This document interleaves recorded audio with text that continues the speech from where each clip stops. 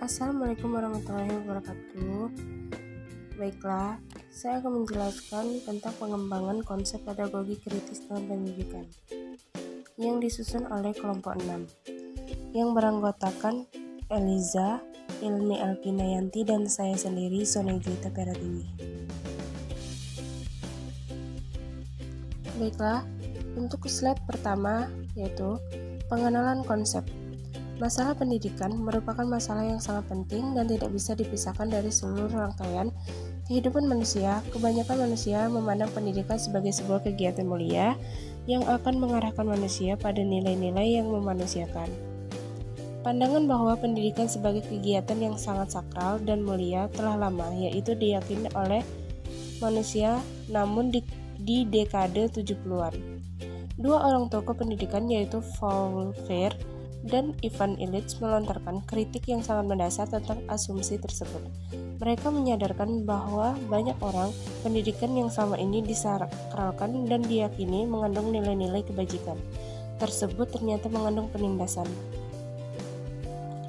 Untuk slide selanjutnya itu, menurut Muhammad Iqbal, pendidikan bukan hanya proses belajar mengajar belaka untuk mentransformasikan pengetahuan dan berlangsung secara sederhana dan mekanistik, melainkan pendidikan adalah keseluruhan yang mempengaruhi kehidupan perseorangan maupun kelompok masyarakat yang seharusnya menjamin kelangsungan kehidupan budaya dan kehidupan bersama, memantapkan pembinaan secara intern dan kreatif. Proses pendidikan ini mencakup pembinaan diri secara integral untuk mengantarkan manusia pada kesempurnaan kemanusiaannya, tanpa mesti terbatasi oleh sistem transformasi pengetahuan secara formal dalam lingkungan akademis. Menurut Freire, pendidikan bukan hanya kegiatan pengembangan kognitif anak didik, melainkan pendidikan Menurut Freire, pendidikan bukan hanya kegiatan pengembangan kognitif anak didik, melainkan pendidikan memiliki kaitan yang erat dengan cinta dan keberanian. Pendidikan ialah tindakan cinta kasih dan karena itu juga merupakan tindakan yang berani. Pendidikan tidak boleh membuat seseorang yang akan menganalisis realitas menjadi tidak kualitas yang dihasilkan dari output pendidikan sangat ditentukan oleh proses yang terjadi dalam interaksi pendidikan. Sedangkan tujuan pendidikan ditentukan berdasarkan pilihan paradigma yang dijadikan dasar dalam pendidikan dari asumsi tersebut. Terlihat betapa paradigma dalam pendidikan menjadi suatu hal yang fundamental dan menentukan hasil dari pendidikan baik buruknya output dan pendidikan yang sangat ditentukan oleh paradigma pendidikan yang dianut. Baiklah, untuk slide selanjutnya yaitu nomor 2, paradigma pedagogi dan pendidikan kritis. Henry Giroux dan Aaron Nawitz membagi paradigma pendidikan ke dalam 3 aliran utama, yaitu pertama, paradigma konservatif, yaitu paradigma pendidikan yang lebih berorientasi pada pelestarian dan penerusan pola-pola kemapanan sosial serta tradisi. Yang kedua, paradigma pendidikan liberal, yaitu paradigma pendidikan yang berorientasi mengarahkan peserta didik pada perilaku-perilaku personal yang efektif dengan mengajar prestasi individual.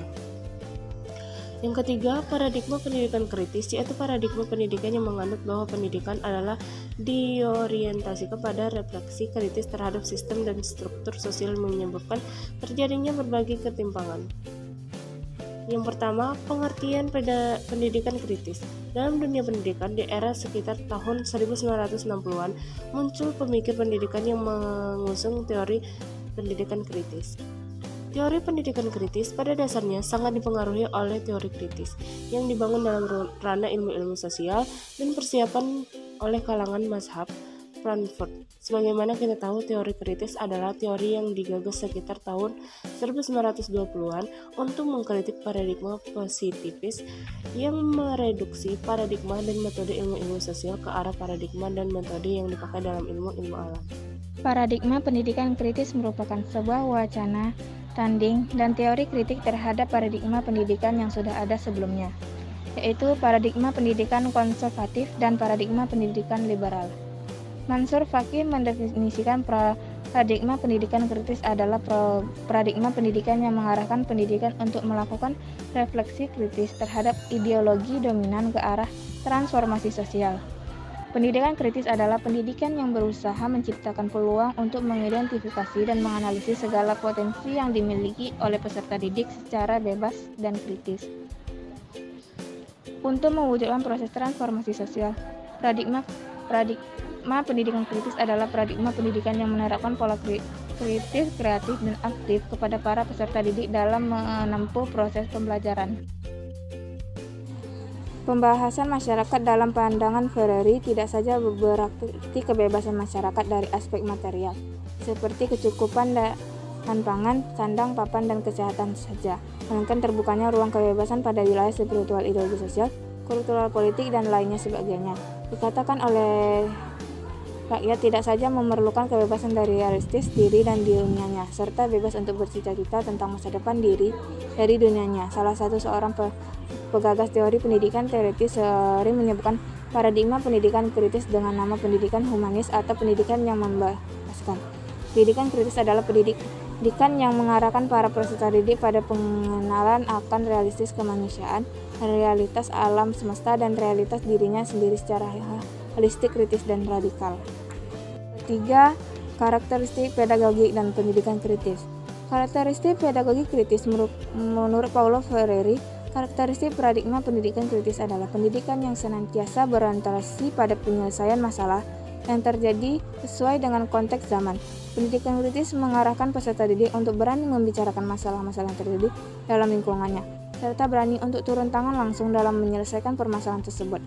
Pendidikan yang membebaskan bukanlah model pendidikan yang membuat akal manusia harus menyerah pada keputusan-keputusan yang diambil oleh orang lain, tetapi pendidikan yang mampu membangkitkan kesadaran kritis manusia, sehingga mampu memahami bahaya dan masalah yang dihadapinya, serta menumbuhkan kepercayaan diri yang mendalam untuk mengatasi bahaya dan menyelesaikan masalah tersebut dengan baik. Pendidikan kritis menurut Paulo Freire adalah pendidikan yang menumbuhkan cinta dan keberanian. Dikatakan bahwa pendidikan adalah tindakan cinta kasih, dan karena itu juga pendidikan adalah tindakan berani. Pendidikan tidak boleh membuat orang yang hendak melakukan analisis terhadap realitas menjadi tidak akut. Pendidikan kritis menumbuhkan keberanian pada peserta didiknya untuk senantiasa melakukan analisis mendalam terhadap realitas. Namun, di sisi lain, pendidikan kritis juga mengarahkan kepada peserta didiknya untuk selalu mensinergikan keberaniannya dengan rasa cinta kasih yang mendalam pula, sehingga dalam melakukan analisis terhadap realitas dan tujuan praksis dalam melakukan proses transformasi sosial tidak dilakukan dengan cara-cara yang anarkis dan emosional, melainkan dengan cara-cara yang rasional dan arif. Metode penerapan pedagogi dan pendidikan kritis. Metode penerapan paradigma pendidikan kritis adalah dilibatkannya secara aktif dan profesional 3 unsur dasar dalam proses pendidikan dalam suatu hubungan dialektis yang ajak. Ketiga unsur dasar tersebut adalah pendidik, peserta didik, dan realitas dunia. Pendidikan dan peserta didik diposisikan sebagai subjek yang sadar dan realitas dunia adalah objek yang didasari. Hubungan dialektis semacam inilah yang tidak pernah ada di dalam paradigma dan sistem pendidikan yang ada selama ini. Konsep pendidikan Bank menurut Freire terjadi ketika peserta didik diberikan ilmu pengetahuan agar kelak ia akan mendapatkan hasil yang berlipat ganda bagi depositor dan investornya. Bagian investasi dan objek deposito potensial. Peserta didik tidak berbeda dengan ekonomi lainnya yang selama ini lazim dikenal. Depositor atau investornya ada para guru yang mewakili lembaga kemasyarakatan yang mapan dan berkuasa. Sedangkan deposito atau investasinya adalah ilmu pengetahuan yang diberikan kepada peserta secara spesifik dapat dijelaskan sebagai berikut. A. Guru mengajar, murid belajar. B. Guru tahu segalanya, sedangkan murid tidak tahu apa-apa. Yang C. Guru berpikir, murid dipikirkan. Yang D. Guru bicara dan murid mendengarkan. Yang E. Guru mengatur dan murid diatur. Yang F. Guru memilih dan memaksakan pilihannya sedangkan murid menuruti. Yang G. Guru bertindak, murid meniru tindakan yang dilakukan oleh guru.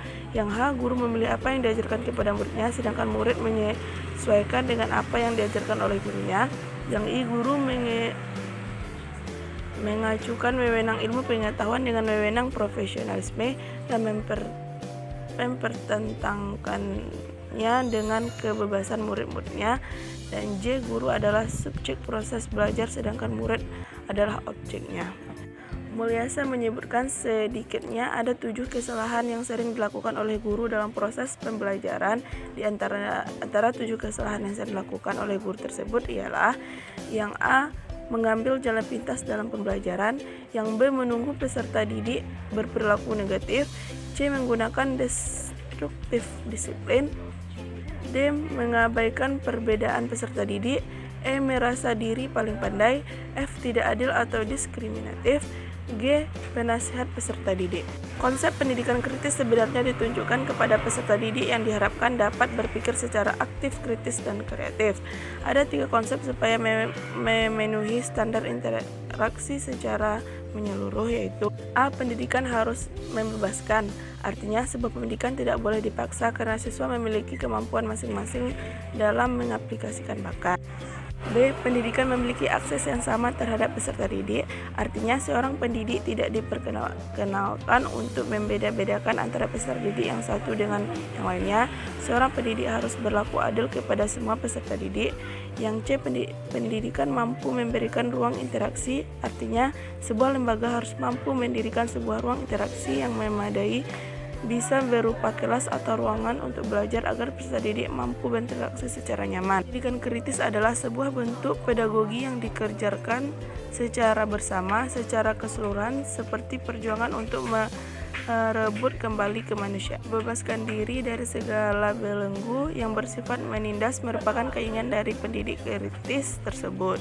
Dalam pandangan pendidikan kritis berjuang melalui media, pendidikan merupakan komitmen karena dinilai lebih efektif dalam divisi pendidikan konservatif.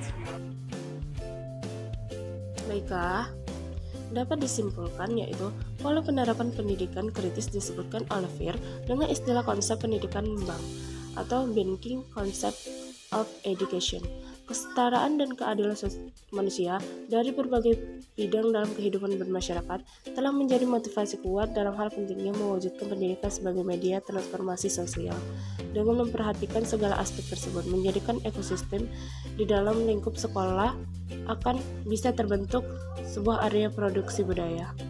Baiklah, mungkin itu saja yang dapat kami sampaikan. Lebih dan kurang saya mohon maaf.